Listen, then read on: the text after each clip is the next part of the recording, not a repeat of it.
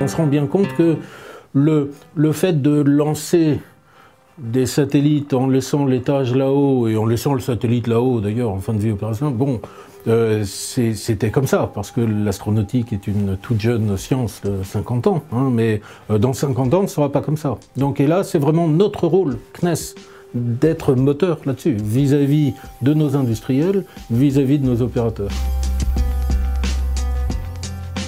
Il y a toute une variété, tout un bestiaire de solutions qui vont depuis les plus crédibles. Alors bon, est-ce qu'elles sont faisables demain? En tout cas, elles sont faisables après-demain. Après-demain, c'est quoi? Par exemple, on prend un ATV, ça on a su faire l'ATV, on le modifie un petit peu de manière à lui rajouter un bras, et bon, et on dit à cet ATV, ben, va attraper le débris. Alors c'est pas évident, il faut voler en même temps, il faut être capable de l'attraper, mais bon, il n'y a pas de difficulté majeure.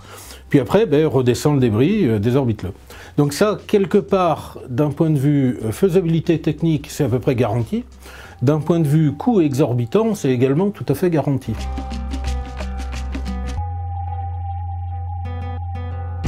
Après, on est obligé d'aller se creuser un peu plus la tête pour trouver des solutions plus élégantes. Mais plus élégantes, ça veut dire plus complexes, moins crédibles technologiquement, plus fantaisistes. Alors on peut utiliser le même type d'ATV que nous on appelle OTV dans notre jargon, qui correspond à une étude conjointe entre la DLA et la DCT, OTV, orbite transfert véhicule. Donc on peut aller attraper notre débris et cette fois-ci l'équiper d'un kit de désorbitation. Puis après on le relâche et le débris va vivre assez vite tout seul.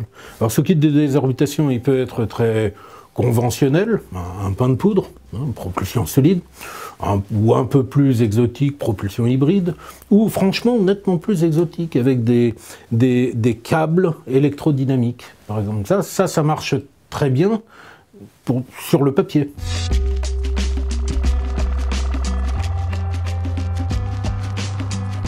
Après, l'une des phases qui serait fondamentale, donc ça va être la phase démonstration au sol, et le premier démonstrateur en vol.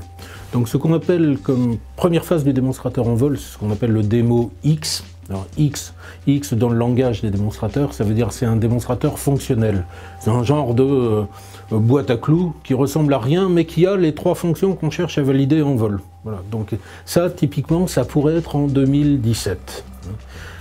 Après, une fois qu'on aura validé cette technologie, on peut passer au démonstrateur Y, qui lui est un démonstrateur opérationnel, la démonstration du futur opérationnel, et qui donc ira réellement désorbiter un objet. Alors un objet test, après ça dépend de l'ambition qu'on aura, est-ce qu'on va aller désorbiter Spot 3, hein, ou un vieux H10 par exemple. Donc là ce sera déjà plus gros, ça typiquement ce serait 2022. Hein.